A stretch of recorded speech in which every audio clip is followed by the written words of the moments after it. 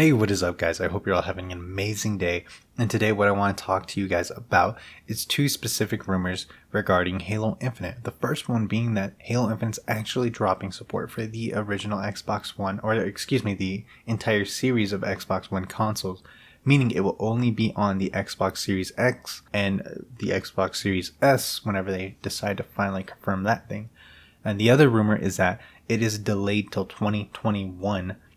Holiday of 2021, because we already knew it was getting delayed till 2021, but now it's looking like we're going to have to wait a little bit more than a year now, or from today, until we actually get our hands on Halo Infinite.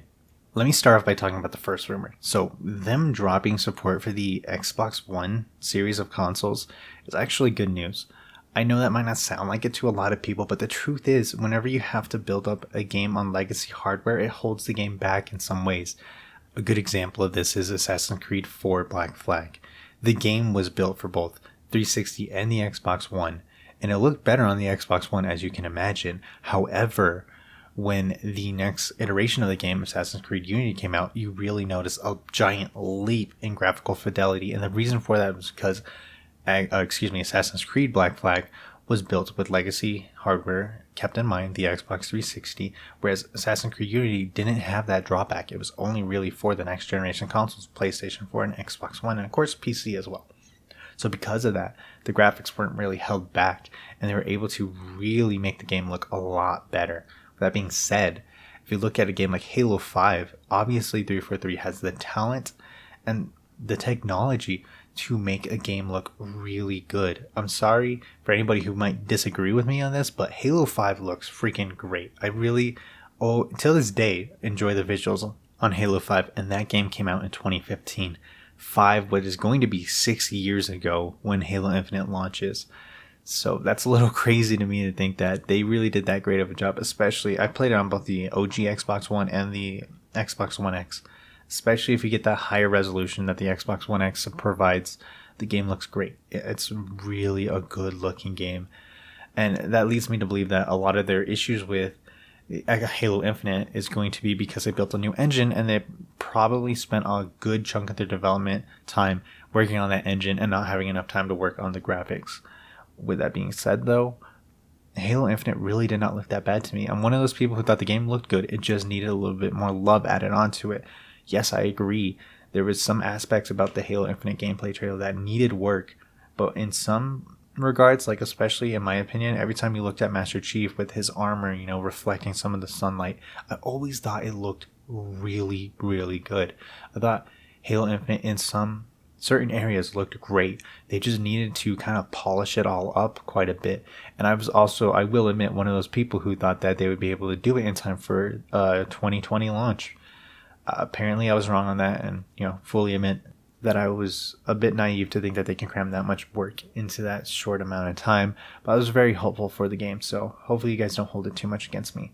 But to move on to the second rumor, which was that it's getting launched in 2021, or holiday of 2021 rather than just 2021 in general. We were hoping for an early launch in 2021, maybe Q1, but it doesn't look like that's going to be the case anymore. And to me, my opinion on this is both good and bad. God, I cannot talk. I really think that the game should be delayed, because if the developers feel like they need more time to work on the game, they should always take that extra bit of time.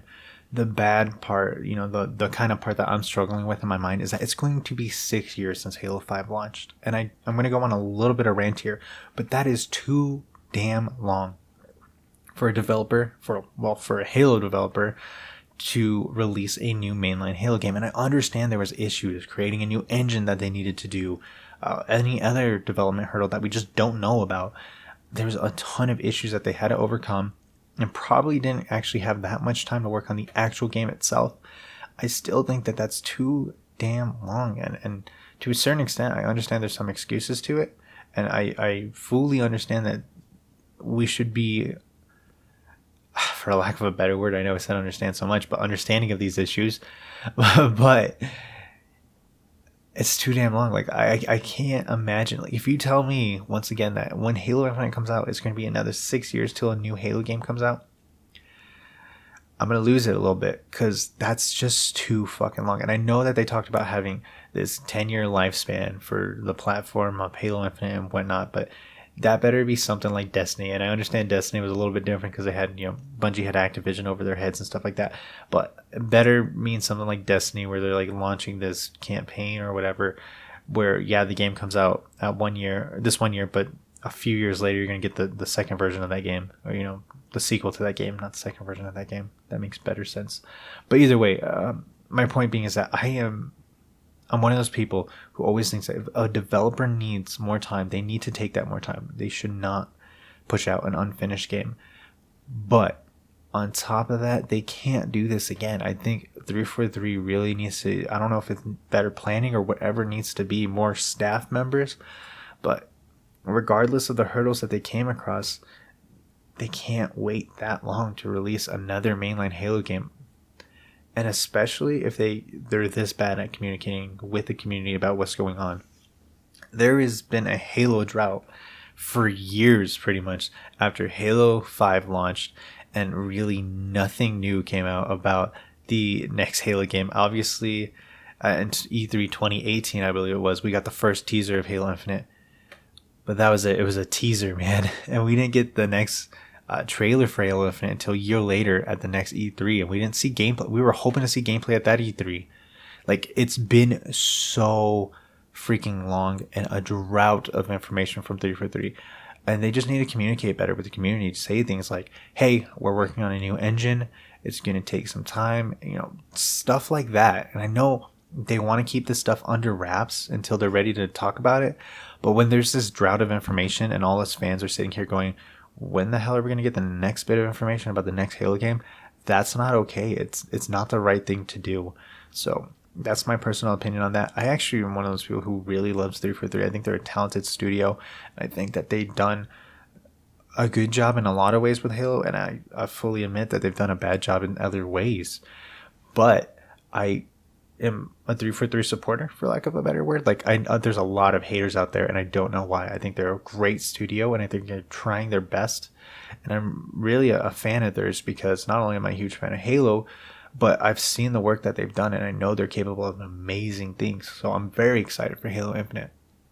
So to kind of sum up my thoughts, them dropping support for the Xbox One is a good thing. I know I feel a little bit bad for the people who aren't planning to upgrade, but at the same time, the Xbox One had a 7-year lifespan rather.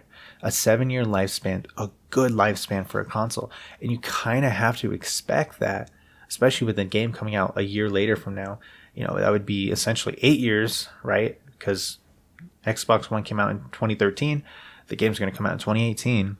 Granted, the new Xbox comes out this year, but the game doesn't come out till 2018.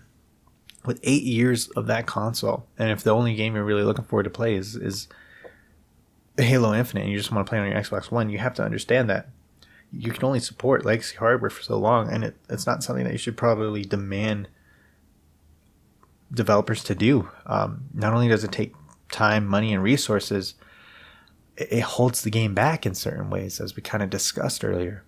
So 7 years is a good lifespan for a console.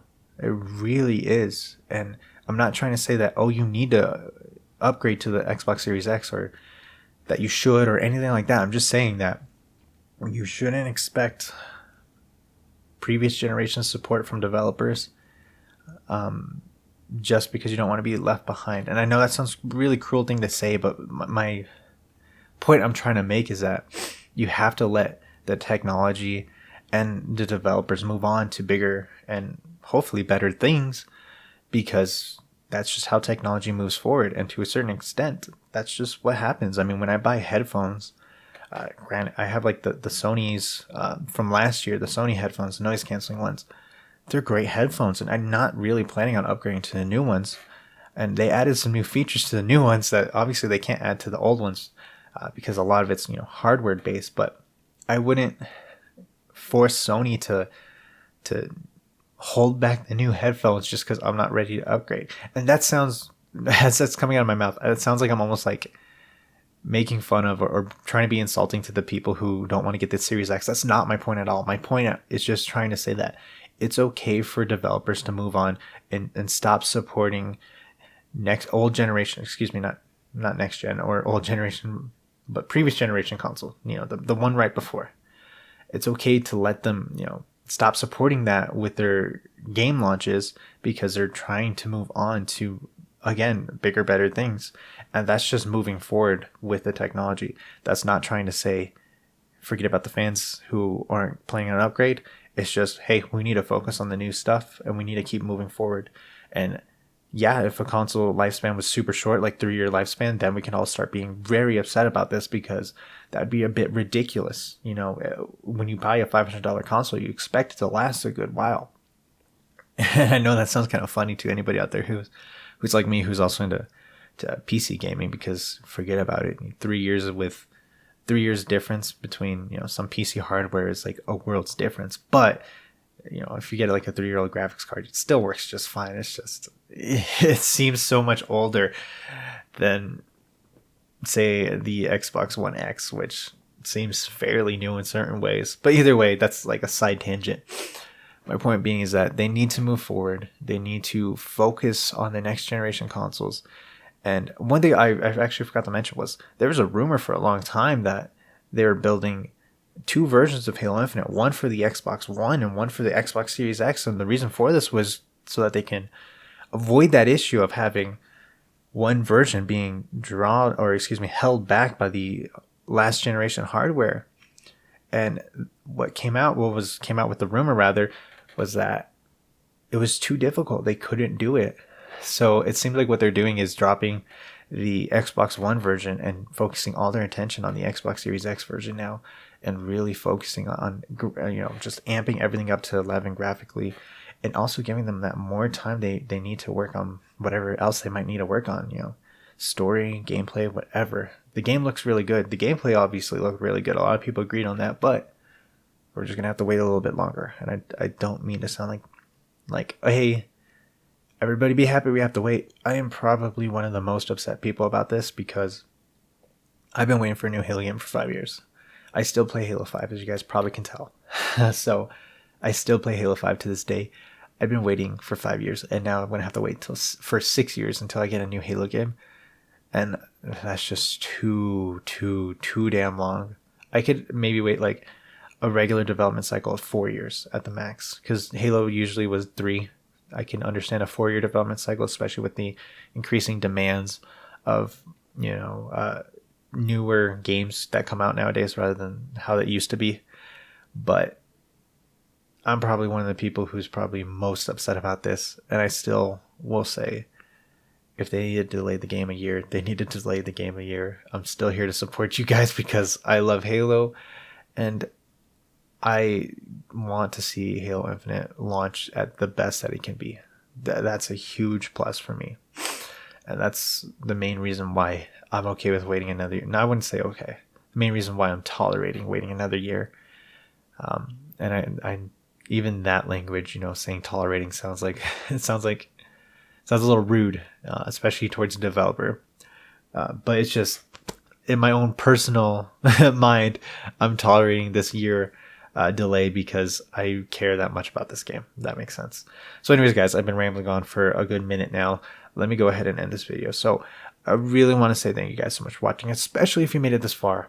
I really do hope that you guys are staying safe out there, having a wonderful day, and I will see you all later. Bye.